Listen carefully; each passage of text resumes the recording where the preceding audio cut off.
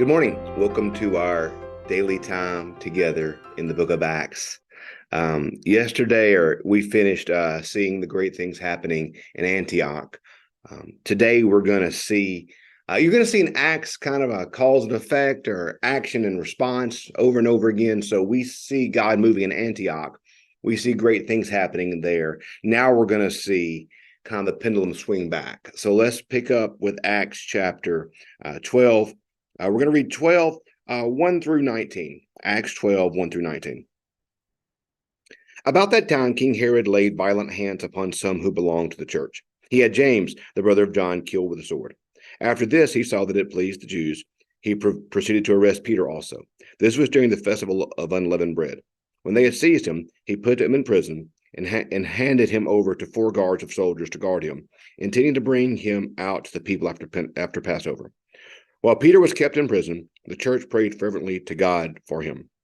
That very night, before Herod was going to bring him out, Peter, bound with 2 chains, was sleeping between 2 soldiers, while guards in front of the door were keeping watch over the prison. Suddenly an angel of the Lord appeared, and a light shone in the cell. He tapped Peter on the side and woke him, saying, "Get up quickly," and the chains fell off his wrist. The angel said to him, "Fasten your belt and put on your sandals." He did so. Then he said to him, "Wrap your cloak around you and follow me."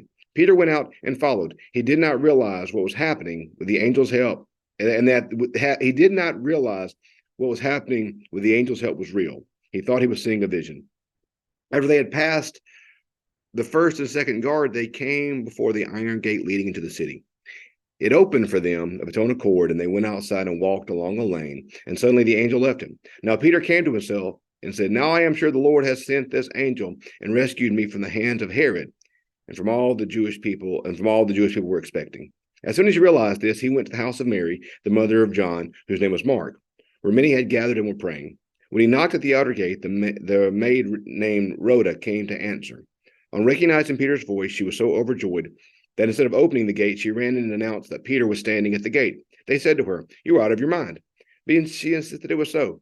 They said, "It is his angel." Meanwhile, Peter continued knocking, and when they opened the gate, they saw him and were amazed.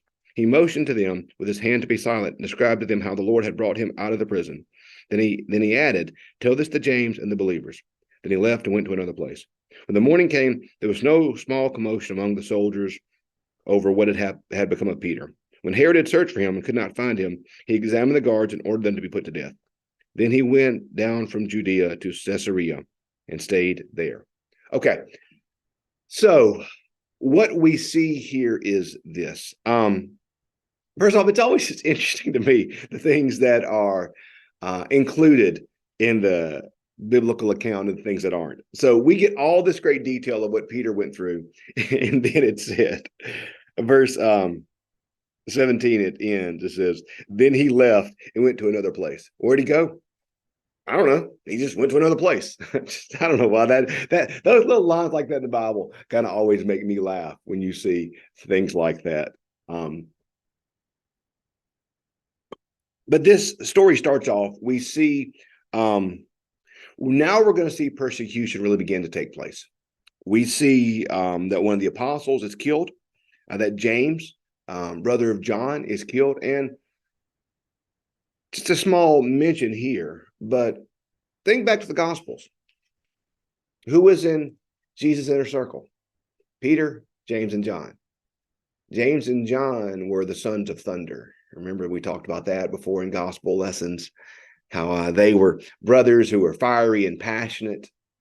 When they left the Samaritan town and they did not receive Jesus, they wanted fire to be called down from heaven on the residents of that city. So now we see James killed. James is martyred. And Peter is imprisoned. So we see that the apostles are beginning to face great persecution and great difficulty for their preaching and their teaching. And when I read this, our Acts reading is starting to catch up with my devotional reading I do each morning. And so I've also been reading in Acts as part of the daily lectionary. But my reading has been a few chapters ahead of where we've been in this study. So when I read this story, I was thinking to myself, didn't I read this recently? Then I remember, oh yeah, I read that in my own personal readings. Um, and when I read it my own personal readings, I really liked verse 9 when Peter is in prison and Peter's being rescued. And the angel comes, verse 8 says, "Fasten your belt, put on your sandals." He did so. Then he said to him being the angel, "Wrap your cloak around you and follow me." Verse 9, Peter went out and followed him. He did not realize what was happening, but the angel's help was real. He thought he was seeing a vision. I like that. That verse kind of spoke to me. Because I think what's significant or what is important in that verse, at least it spoke to me, was this. Peter didn't realize what was happening. He didn't know what God was doing. He had no idea. He thought, just as the people in Mary's home thought, that this wasn't real. When Peter got there, they said, "Oh, it's not really Peter. He's in prison. It's just his angel." They thought maybe it was not really Peter. And eventually they came to realize, no, it was Peter. Peter, when he's being rescued by the angel, thinks, "Oh, this is just a vision." He thinks he's dreaming. You ever had a dream so real that you thought it was real? My family is a lot better at remembering their dreams than I am. They'll sometimes tell me what they dreamed, and my dreams are always, I don't know what I dream. I just know I go to bed and I wake up. So I don't remember my dreams. But sometimes we'll have a dream so real we think it's real. Peter, it's like he was thinking that when he's being rescued. It's like he was thinking he's just dreaming. But what to me is significant about this is Peter didn't realize what he was doing. He didn't know what was happening. He didn't. Yet what did he do? Even when he didn't really realize what was happening? What did he do even when he was unsure? What did he do when he was almost in a confused state? He followed the angel. He followed the leading of God. He followed what God was leading him to do. And I think that's an important concept for us, because I don't know about you, but in my life, I like certainty. Man, I'm a big fan of certainty. I like when everything's certain and everything makes sense. That's just where I'm comfortable. I don't like uncertainty. I'm not. When you talk about gifts of the Spirit, I've always struggled with the gift of faith. Faith has been a challenge for me at times. So I struggle with that. The Peter today didn't really know what was happening. He definitely didn't have a plan because he wasn't in charge. What did he do? He just followed the leading and the nudge of God. He just followed what the angel was doing. He just followed this example, this note, this push sent to him by God. He didn't know where he was going. He didn't know what he was doing. But he knew that God did. And he trusted. And I think that's a good word for us today, friends. We don't always know where we're going. We don't always know what we're doing.